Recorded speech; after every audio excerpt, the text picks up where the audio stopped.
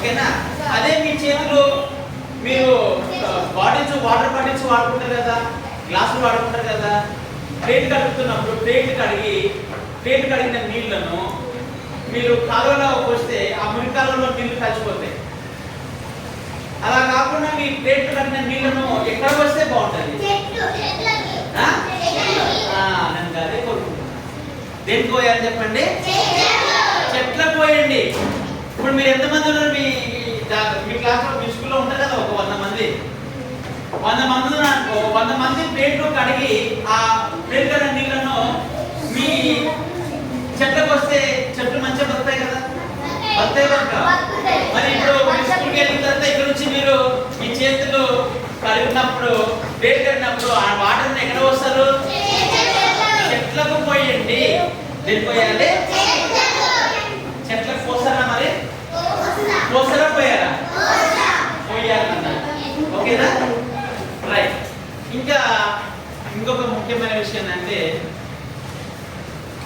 మన చుట్టూ ఇప్పుడు చూస్తున్నాను చూడండి. ఇప్పుడు మీకు మీ క్లాస్లో మీ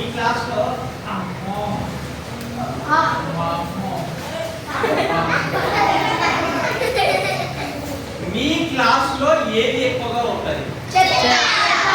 చెత్త.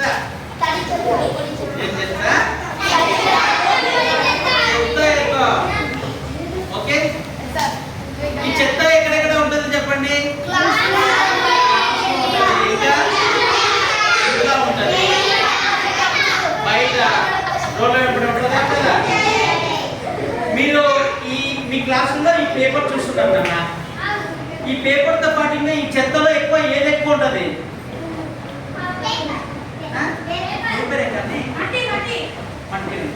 ఇక్కడ బయట ఎక్కడ చూసినప్పుడు మీకు ఇట్లాంటి చెత్త చెదారంలో ఎక్కువగా ఏది ఎక్కువగా కనబడుతుంది?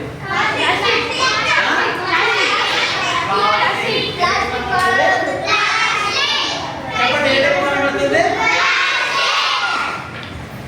కదా? ఏం కనబడుతుంది? మనము చెత్త చెదారం చేస్తున్నప్పుడు వీటితో పాటు ఏది కనబడుతుందన్నా? ఏం కవర్లు? ప్లాస్టిక్ కవర్లు. ఏం కవర్లు చెప్పండి? ఈ ప్లాస్టిక్ కవర్లు ఎక్కడ చూసినా ప్లాస్టిక్ కవర్లే. ఎక్కడ చూసినా ఇందులో కూడా వచ్చింది ఒక ప్లాస్టిక్ కవర్. ఎక్కడ చూడండి. ఓకే, ప్లాస్టిక్ కవర్లు ఎక్కడ చూసినా ఏమన్నా చెప్పండి?